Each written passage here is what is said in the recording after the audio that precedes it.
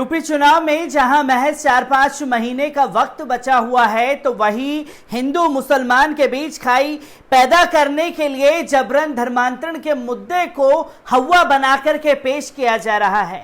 जहां UP ATS द्वारा पहले डॉक्टर उमर गौतम की गिरफ्तारी की गई और उसी के साथ साथ मुफ्ती जहांगीर को गिरफ्तार किया गया, तब देश में बवाल मच गया जब देश के बड़े उलेमा हजरत मौलाना खलीम सिद्दीकी साहब को जबरन धर्मांतरण के मामले में गिरफ्तार कर लिया गया। और देश में अब पूरी तरीके से गुस्से का माहौल देखने को मिल रहा है। देश के अलग अलग हिस्सों से कई सारी तस्वीरें सामने आ रही है जो इस गिरफ्तारी का खुल करके विरोध कर रही है। आदाब, नमस्कार, अस्सलाम वालेकुम नाज़रीन। पल पल न्यूज के न्यूज रूम से मैं हूं आपके साथ नदीम अकरम। आज देश के कई हिस्सों में जो है जुम्मे की नमाज के बाद देश भर में मौलाना खलीम सिद्दीकी साहब और असम में हुई मुसलमानों के साथ बर्बरता के खिलाफ कई हिस्सों में जबरदस्त एहतजाज देखने को मिला। पर इस एहतजाज की तस्वीरें जो हैं वो मेन स्ट्रीम मीडिया से गायब कर दी गई, क्योंकि जो सरकार की नीति है उस नीति के खिलाफ जो लोग सड़कों पर उतर करके विरोध कर रहे हैं, तो इन तस्वीरों को पूरी तरीके से नदारद कर दिया गया है। मुंबई, यूपी के प्रतापगढ़ में और झारखंड के रांची में जुम्मे की नमाज के बाद जबरदस्त एहतजाज मौलाना खलीम सिद्दीकी साहब के लिए देखने को मिला। जहां पहली जो वीडियो मुंबई के मुंबारा से सामने आ रही है, इस वीडियो पर नजर डाल लीजिए।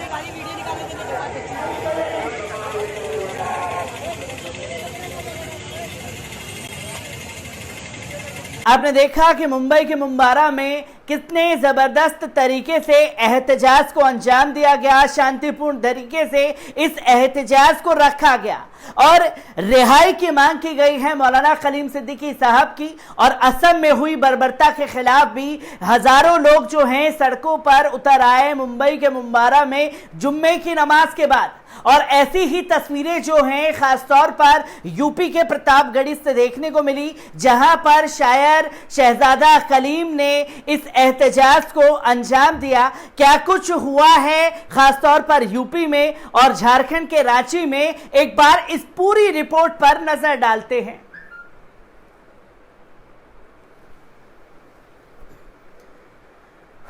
यूपी के प्रतापगढ़ में जबरन धर्मांतरण के मामले में मौलाना खलीम सिद्दीकी की एटीएस के द्वारा की गई गिरफ्तारी के विरोध में मुस्लिमों ने शहर में जुलूस निकालकर प्रदर्शन किया। मुस्लिम समुदाय के लोग शुक्रवार को दोपहर शहर के बलीपुर मस्जिद के पास इकट्ठा हुए, फिर बलीपुर होते हुए जुलूस लेकर कचहरी पहुंचे और राष्ट्रपति को संबोधित ज्ञापन एसडीएम को सौंपा। इस दौरान शहजादा कलीम ने कहा कि मुसलमानों के धर्मगुरु मौलाना खलीम सिद्दीकी को पिछले दिनों उत्तर प्रदेश सरकार के इशारे पर यूपी एटीएस ने अवैध धर्मांतरण का आरोप लगाकर गिरफ्तार कर जेल भेज दिया है, जबकि मौलाना खलीम सिद्दीकी साफ सुथरी छवि के मुस्लिम धर्मगुरु हैं। सुजाता उल्लाह व वासिक खान ने कहा कि अवैध धर्मांतरण का आरोप लगाकर जेल में डालने का असंवैधानिक काम प्रदेश सरकार कर रही है, जो असंवैधानिक है। अभिषेक तिवारी व अब्दुल कादिर जिलानी ने कहा कि मुसलमानों एवं उनके धर्मगुरुओं के प्रति प्रदेश सरकार जिस तरह का रवैया अपना रही है, वे संविधान की अवहेलना के साथ साथ प्रदेश एवं देश के मुसलमानों में अविश्वसनीयता की स्थिति पैदा कर रही है। इस मामले में राष्ट्रपति को अतिशीघ्र संज्ञान लेना चाहिए। इस अवसर पर पूर्व विधायक मुन्ना यादव, शांति सिंह, इरफान खान, सद्दाम अहमद, जावेद खान, शम्स तबरेज, रशीद बाबा, वकार अहमद आदि मौजूद रहे।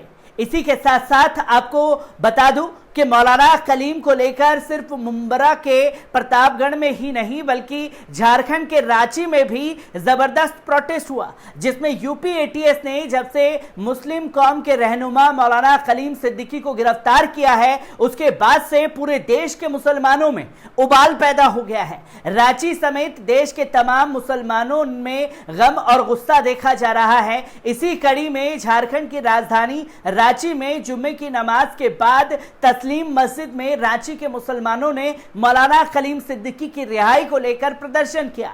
रांची शहर काजी मौलाना कारी जान मोहम्मद की अगुवाई में मौलाना कलीम को लेकर जल्द से जल्द रिहा करने की मांग की।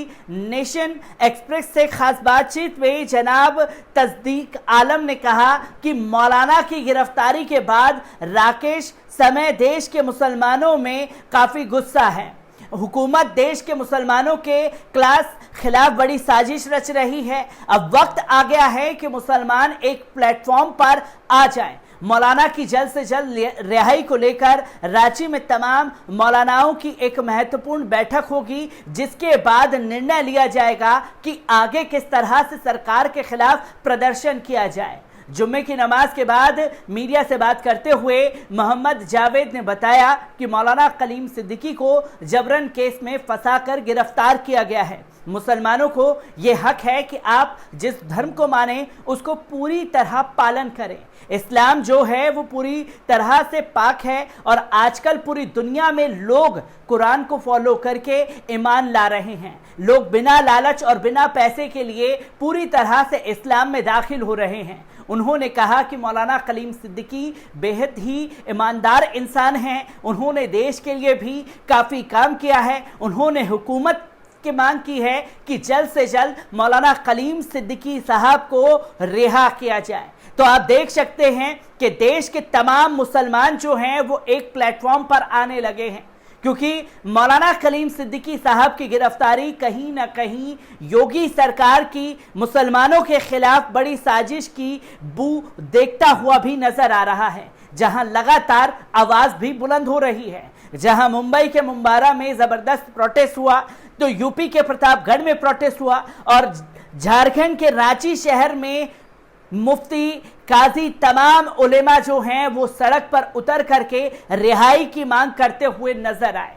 और सबसे बड़ी बात, यूपी में हिंदू मुस्लिम एकता भी देखने को मिली, जहां हिंदू समुदाय के लोग भी मौलाना कलीम सिद्दीकी साहब की रिहाई के लिए मांग करते हुए दिखाई दिए। इससे पहले भी मैंने फूलत में जाकर के मौलाना कलीम सिद्दीकी के गांव में वहां के हिंदू भाइयों से बात करने की कोशिश की थी, जिन्होंने खुल करके समर्थन किया मौलाना कलीम सिद्दीकी साहब का और ये कहा कि मौलाना कलीम साहब को कभी हमने इन सब चीज़ों में संलिप्त नहीं पाया गया। जो यूपी एटीएस का दावा है कि 5 लाख लोगों को जबरन धर्मांतरण मौलाना कलीम सिद्दीकी साहब द्वारा किया गया है, जब 5 लाख लोगों में आप 5 लोग नहीं ला पाए तो ये जो आरोप लगाए जा रहे हैं ये कहीं ना कहीं बेबुनियाद है। और कभी गांव में मौलाना कलीम सिद्दीकी साहब द्वारा ऐसी घटनाओं को नहीं देखा गया है। ये यूपी चुनाव करीब हैं, इसलिए उन्हें निशाना बनाया जा रहा है।